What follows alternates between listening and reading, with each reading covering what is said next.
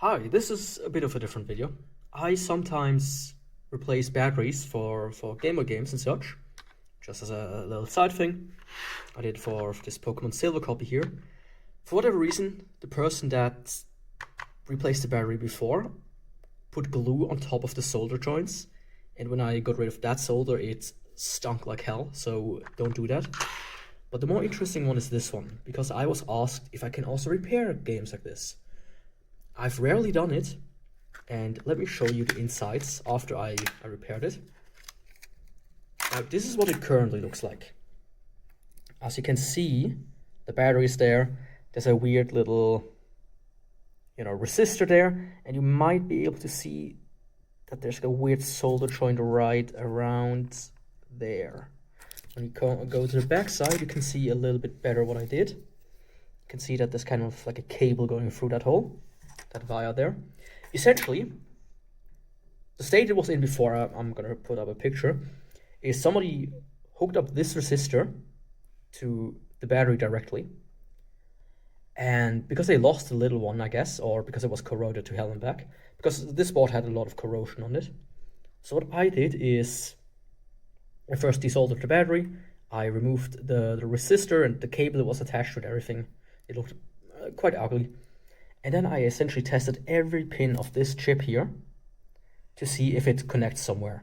I couldn't find all of them, like this pin here, the second from below, I couldn't find where this one connects to. Or the second to below from here, I also couldn't really find where this one connects to. The rest worked out perfectly. And I've also seen it be connected to this chip, but that chip is not correctly connected. But in this case, it was this one. And you could clearly see on the back how everything was kind of corroded.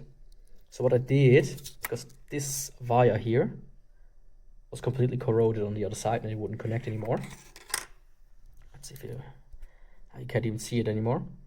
So what I essentially did, I put like a little cable through it, scratched a bit off of the PCB here, and then soldered it on both sides. Here to the PCB, and on the other side I directly went to the chip, because, what else would you do in this case? There's not like much between the chip and the hole anyways.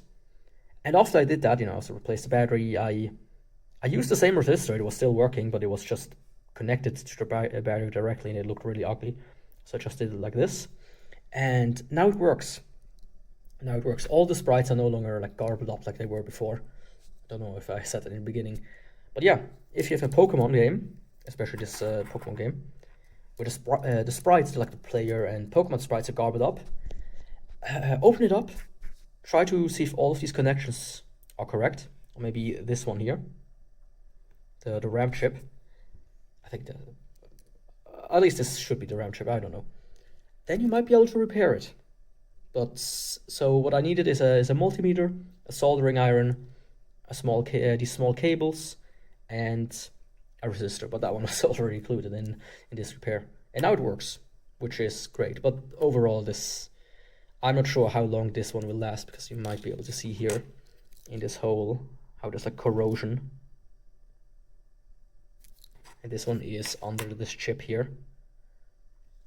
I can't take it off because I don't have the equipment, but the worst case scenario, this entire chip will go bust at some point.